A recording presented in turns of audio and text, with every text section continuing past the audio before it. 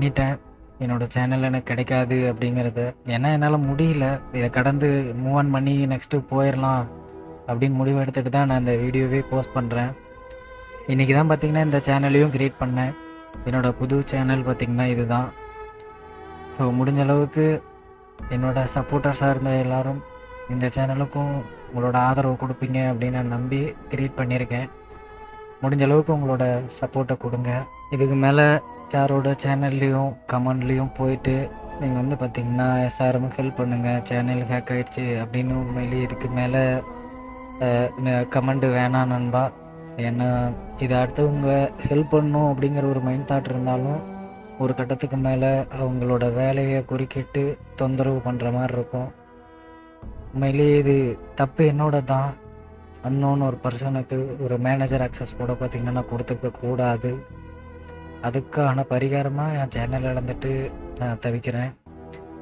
இது என்னோடய போகட்டும். என்னோடய லைஃப்பில் இது ஒரு மிகப்பெரிய லெசனாக இருக்கட்டும். இதுக்கு மேலே இந்த மாதிரி தயவு செஞ்சு யாரும் அனுபவப்பட்டுறாதீங்க நண்பா. என்னை வச்சு இது ஒரு அவேர்னஸாக கூட எடுத்துக்கோங்க. ரொம்ப கஷ்டம்.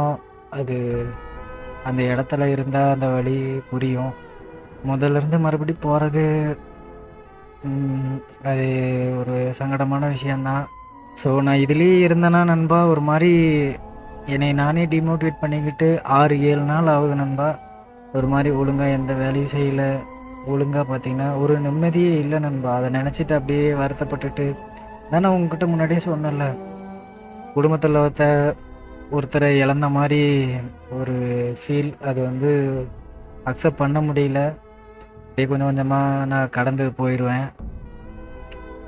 அதாவது என் சேனல் வெறும் நான் ஒருத்தனுக்கு மேனேஜர் ஆக்சஸ் கொடுத்து எப்படி பிரைமரி ஓனராக ஆனா அப்படிங்கிறதே எனக்கு தெரியாமல் ஒரு புரியாத புதியரில் நான் இழந்துட்டேன். அதை கொண்டு போயிட்டு அவன் வேற ஒரு இடத்த சேனல் சேலுன்னு போட்டு அது எஸ்க்ரோ அப்படிங்கிற ஒரு கம்பெனி மூலமாக சேலே பண்ணிட்டான். சேல் பண்ணதும் பார்த்திங்கன்னா அவன் ஒரு செல்லராக ஃபேக் டீட்டெயிலை கொடுத்து என்னமோ நானே அவங்ககிட்டயும் சேல் பண்ணுற மாதிரி என்னோடய சேனலை சேல் பண்ணிட்டான். அது இன்னொருத்தர்கிட்ட போயிடுச்சு. இது வரைக்கும் கூட யூடியூப் டீம் பார்த்திங்கன்னா இது தேர்ட் பார்ட்டி விவகாரம் தகராறு அப்படின்னு சொல்லிட்டு இருந்தாங்க. இப்போ நிறைய மெயில் மாறிடுச்சு, நிறைய ஓனர் மாறிடுச்சு. இப்போ யார் ஓனராக இருக்காங்களோ அவங்க தான் கரண்ட் ஓனர். அதேமாரி நீங்கள் தான் ஒரிஜினல் ஓனர் அப்படின்னா நீங்கள் போய் அவங்ககிட்ட பேசி வாங்கிக்கங்க அப்படிங்கிற மாதிரி சொல்லிட்டாங்க. இருந்தாலும் ஃபைனலாக ஏதாவது முயற்சி பண்ணி பார்க்கலாம் அப்படின்னு ட்விட்டரில் நான் வந்து என்னோடய பிரச்சனையை சொல்லி யூடியூப் டீமை டைரெக்டாக காண்டாக்ட் பண்ணுறதுக்கு ஒரு போஸ்ட் போட்டிருக்கேன். முடிஞ்சால் பார்த்திங்கன்னா கீழே லிங்க்கு கொடுத்துருக்கேன். ஒரு ட்வீட் மட்டும் பண்ணுங்கள். ஒரே ஒரு சப்போர்ட்டாக இருக்கும். நிறைய பேர்த்துக்கு இதை ஷேர் பண்ணி விடுங்க. என்னோடய சேனல் இதுக்கு மேலே இதுதான்.